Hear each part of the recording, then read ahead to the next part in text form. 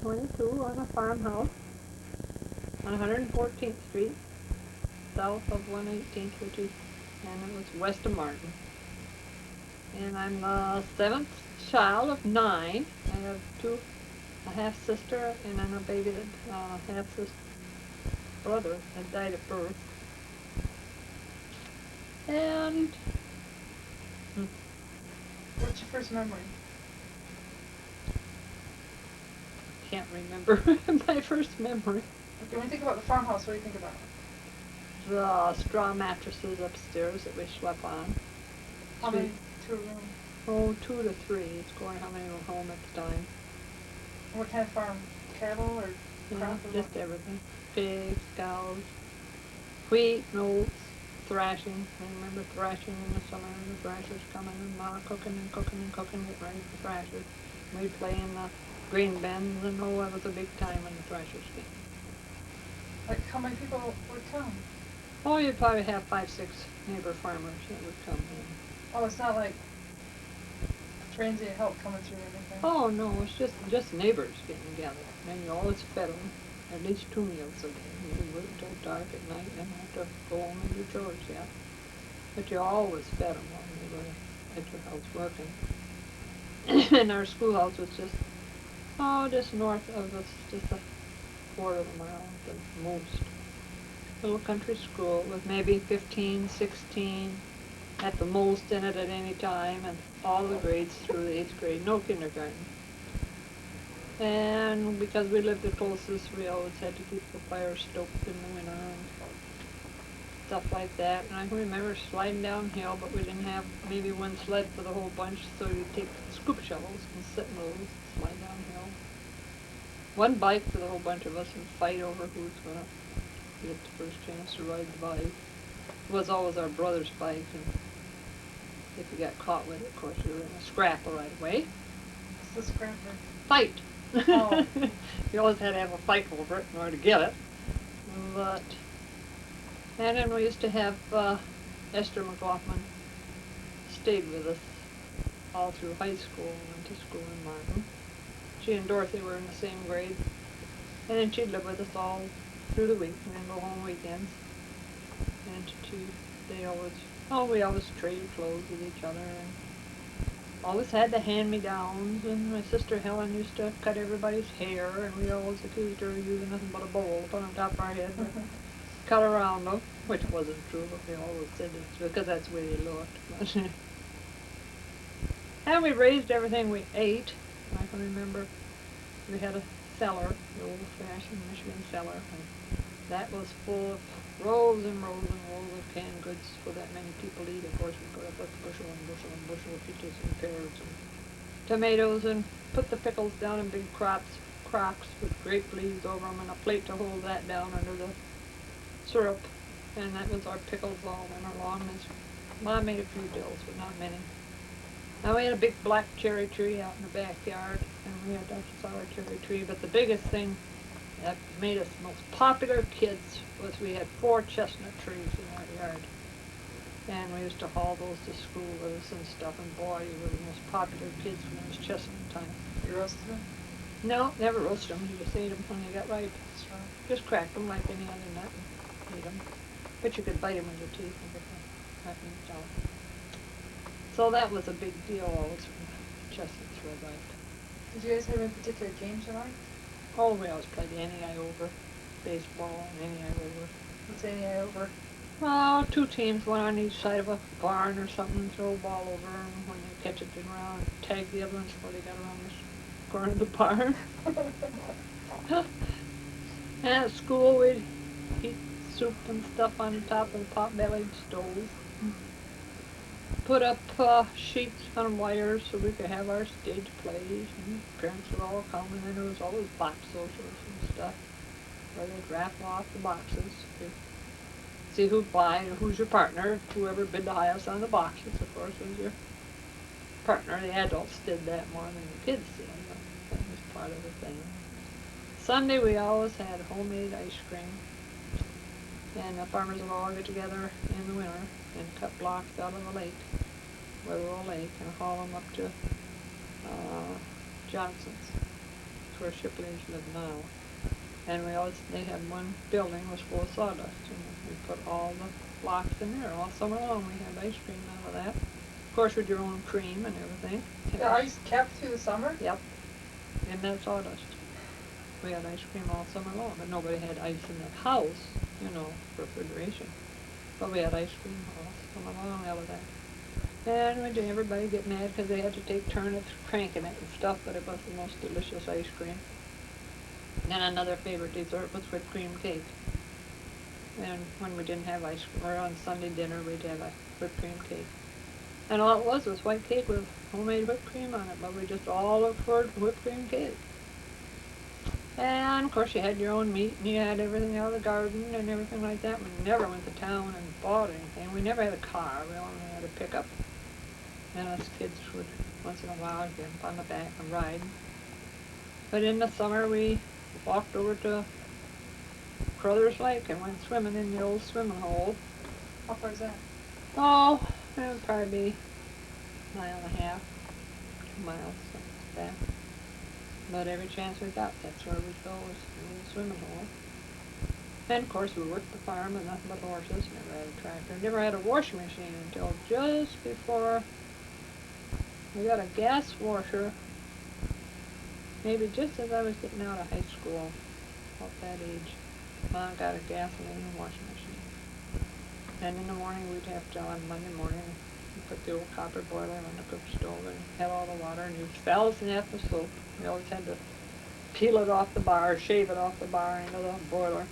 And you boiled all the white clothes, and this all had to be done before we went to school. Those clothes had to be on the line before we go to school. And then we'd use the wash water to scrub porches with, and those had to be all summer long. We had to scrub the porches every day with lava soap, or Bell's natural soap water, so we wouldn't have flies.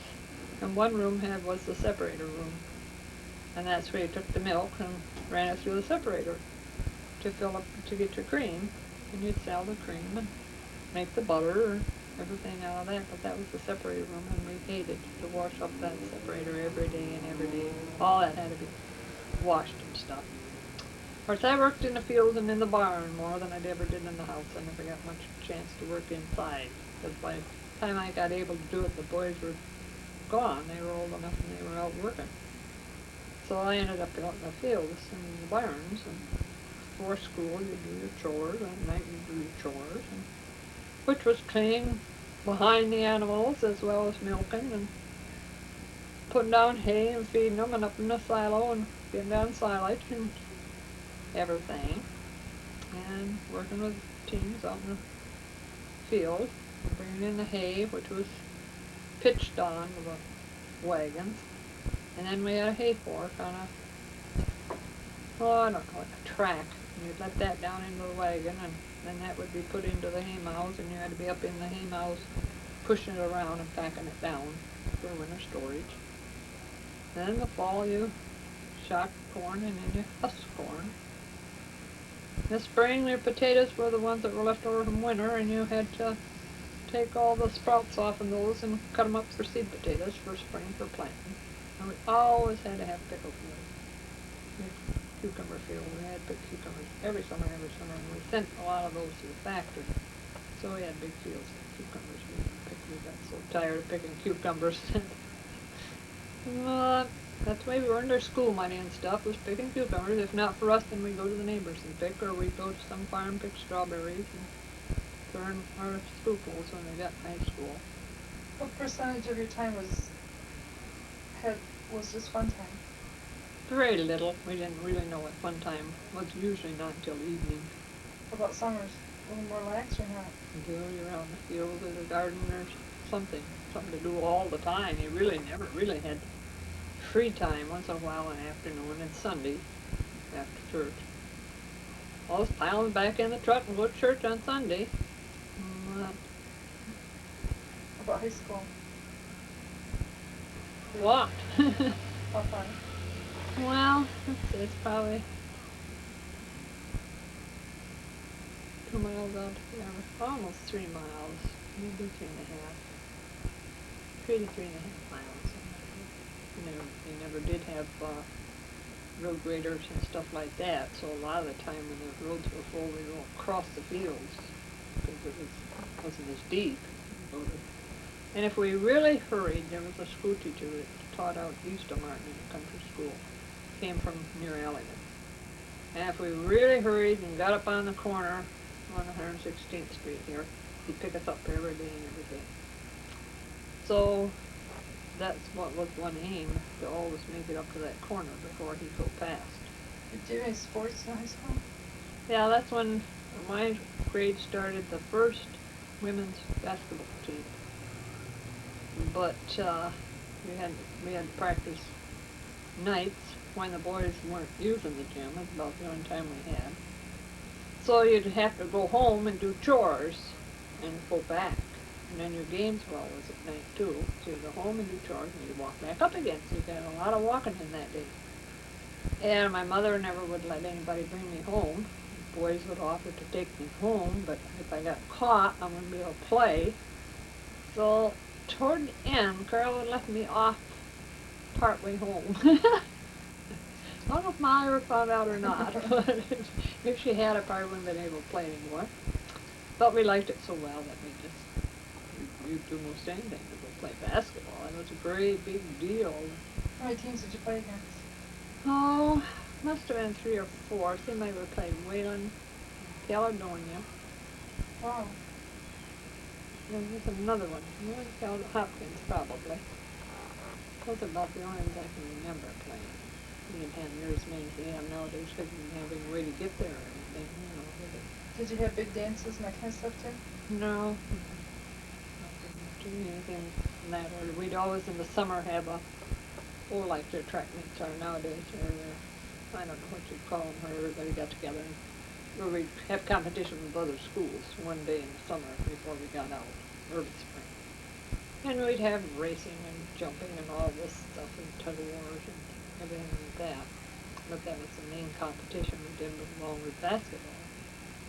But basketball was played a lot different to girls' basketball than it is now. You don't have proms, anything like that? Yeah. We had proms. But I don't know that we danced. I can't remember that we danced, but I remember going to prom. But got kicked out of school once, high school. 4. There were 7 girls in my grade, and there were about, I don't know if there were 20 boys or not, just about double, maybe just a few more boys. Anyhow, while we were supposed to always eat our lunch, which you carried to school. There was no hot lunch program or anything like that. They had to go down to the gym and eat at noon. The whole school did. Well, it was so cold they didn't heat it. And it was so cold down there. One time us 7 girls out of my class went on strike, so to speak, when we stayed in a classroom and ate. And we got kicked out of school for it. And we said we were sick of half freezing to death while we were eating our lunch. So they let us back in after a couple of days, I guess it was, that we did get kicked out of school. Did your mom say one thing? Can't remember. I don't think she liked it very well. Well, regressing. Now, you had a natural father, and he died when? When I was just learning to walk, I wasn't a year old yet. And then how long after that did your mom remarry? You know, I can't even tell you that. Really? Right? I mean, were you in high school? Oh no, it was long before that, because after she remarried, we moved from the farm up to his farm. He lived up where Bellgrass lived now. That was his farm. And my brother Lloyd bought the homestead farm, and we moved up there after Ma remarried. But that must have been, no, I wasn't in high school yet, because I remember a picture of me leaning over the railing and waving when Dorothy went out on a date or something, making a face or something, and her and her date or something. And I wasn't in high school yet then. So it must have been maybe like when I was in my 5th, 6th grade or something like that. What did you think of him? Well, not too much. He liked to drink, mainly wine. He could be mean when he was drinking. And of course he always went to the barn, and that's where I was, naturally. So I tried to stay as far away from him as possible much of the time. And he liked horses, and no matter what we did, we never were kind enough to the horses, I guess, but he didn't care about people as much as he did horses, I don't think. Anyhow, he ended up being put in the state hospital. Pretty bad. Didn't you know that? Yeah, he got, after Ma died, he got kind of funny. And Annie, when she got married, lived with him up there. Annie and Jerry lived with him, took care of him. But he got so bad he was kind of dangerous around all their little kids. So Annie asked what we thought, and we all agreed that that's where he should go.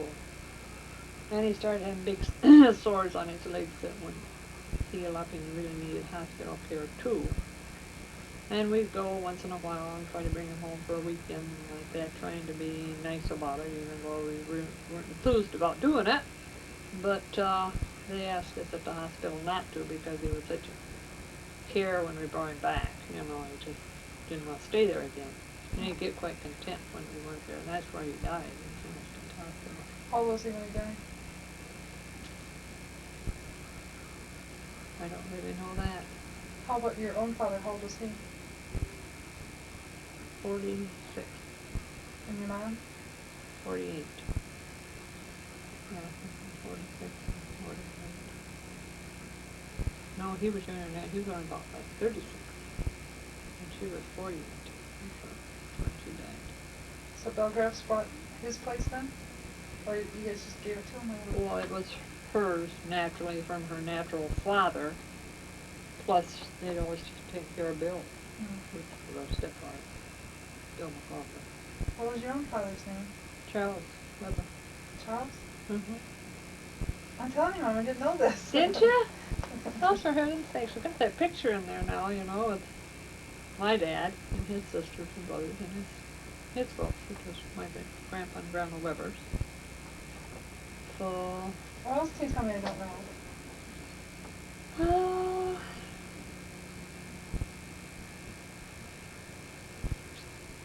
can't really think. You ask more questions, it'll bring things back, maybe. So life didn't start till you met Dad then, huh? Right. Sure. I never did anything. We never did anything. I remember the first one that ever did anything was Dorothy. No, I did. When we were... Mother. No one did. It was Dorothy. She got the first car, and she and Esther went clear up to the bridge in that car, and we just thought she had lived up to the hills, you know. Nobody ever did anything like that. She had a car and really went someplace. That was a big, big deal. And I never went to movies or anything until I'd never been. Well, we used to have, silent movies here in Martin that they'd show up on a store building on a big white sheet or something, where you'd sit outdoors and watch those. And I'd been to 2 or 3 of those, I guess, until before Carl and I dated. And then when we started dating in our senior trip, we were the first class to take senior trip. Well, this may be getting ahead. This should be when we're both here. Well, let's wait and catch up with Dad then. Okay, start. Okay. I'm going to get this all filed up. We're going to have to redo this one. You ready? You want me to stop? No, I want to stop. Okay, I was born May 21st, 1921. My name was Carl Levett. They couldn't find a middle name for me, so they called me Junior, which was after my father. And I was born in Byron Center in Kent County, Michigan. I was fourth out of 6 children.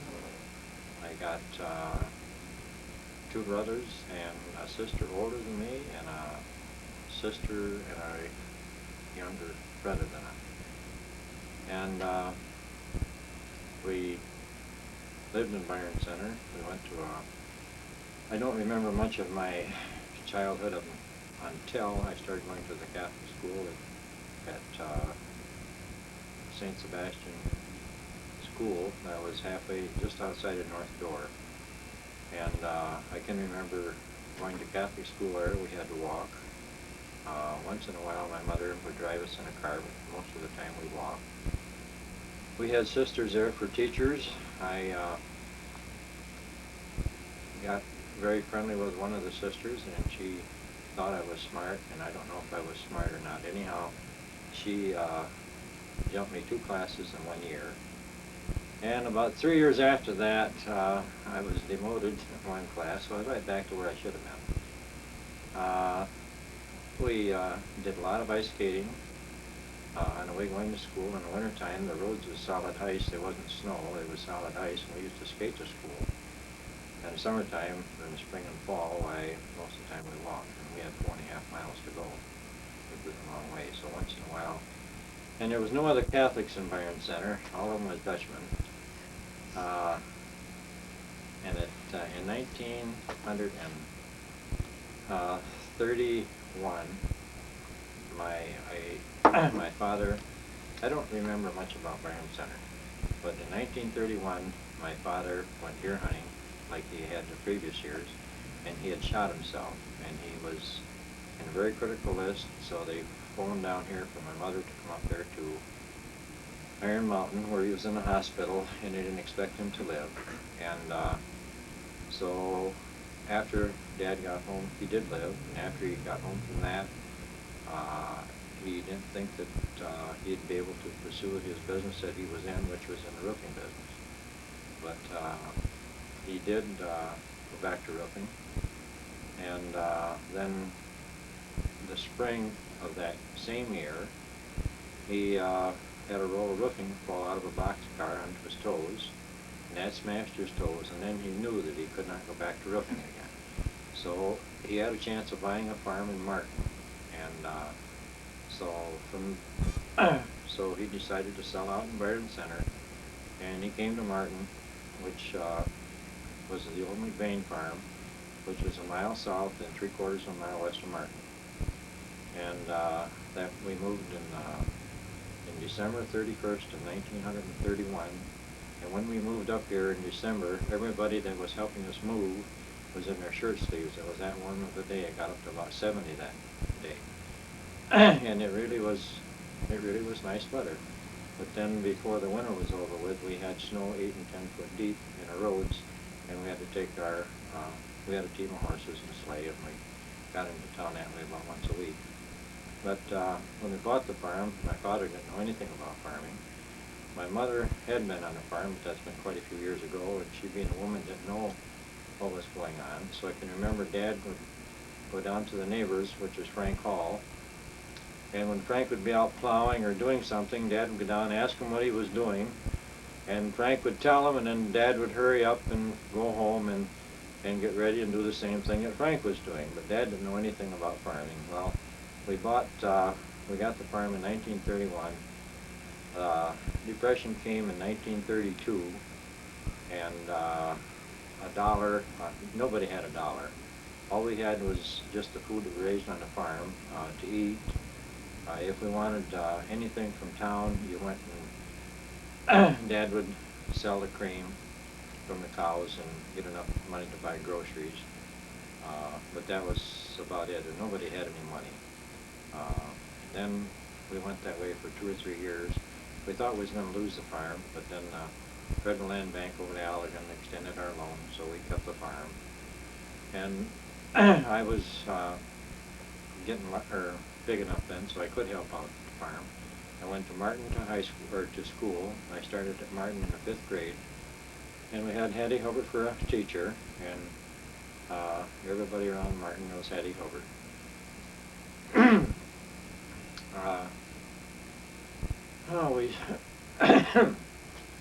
We're gonna have to redo this. I'm sorry. No, we're not. Go for Yes, it. we are. Then after I got out of the 5th grade, no, the 5th grade is where I had to take 2 grades back again. I failed the 5th grade, so then I stayed 2 years in the 5th grade. So then the next year I went to the 6th grade. So I was right back really to what I should have been to start with. If it hadn't been the sister felt sorry for me and passed me 2 grades in 1 year. Anyhow, I was a teacher's pet back then. But after the 5th grade in Martin, I went to the 6th grade. And from then on, I finished my high school, or finished my schooling in Martin. We had work to do on the farm. All of us did. And Dad had hay fever so bad that he couldn't be down in the barn at all. He couldn't help put up hay. He couldn't do much of anything. And then, so all of us kids had to practically work without him. Well, then we almost lost the farm again, and then Dad thought he better go back to roofing. So then my father started back into roofing, and he had a couple of hired help that he had working on the farm. One of them was Cliff Raymond, and my brother and myself went back with Dad, and we started putting on a roof. And I started putting on a roof when I was, I think, 15 years old. And every summer I'd go roofing with my father. But before that, or if we had any slow time, we used to pick strawberries in the spring, or in the fall, we'd go down and top onions after we got our farm work done. And we used to get 10 cents an hour. You worked 10 hours for $1, which we thought was big money, because that was when nobody had any money. That was in there when they had WPA workers all over putting in sewers and roads and everything in the other towns. But we went from there, from the roofing business, which did help us save the farm, and then it really expanded, and then Dad hired another fellow to help him named Leo Worm, and he lived in a tenant house there on the farm while he was helping Dad on roofs.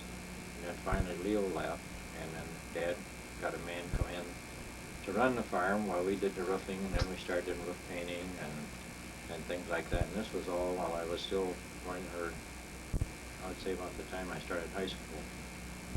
And then when I went to high school, we had sports, and we were the first. We just got a new gym built at the time that I was a freshman in high school. So we started our basketball, and that's about, no, I did play baseball in my freshman year. I played basketball, and I didn't play football until my senior year, but in my sophomore and junior and senior year, I played basketball all the time. And I used to have to walk in for the games. After school, I'd always have to walk home, which was a mile and 3/4. And most of the time I ran. It was good for your wind, and I needed the exercise, I guess, so I'd usually run home.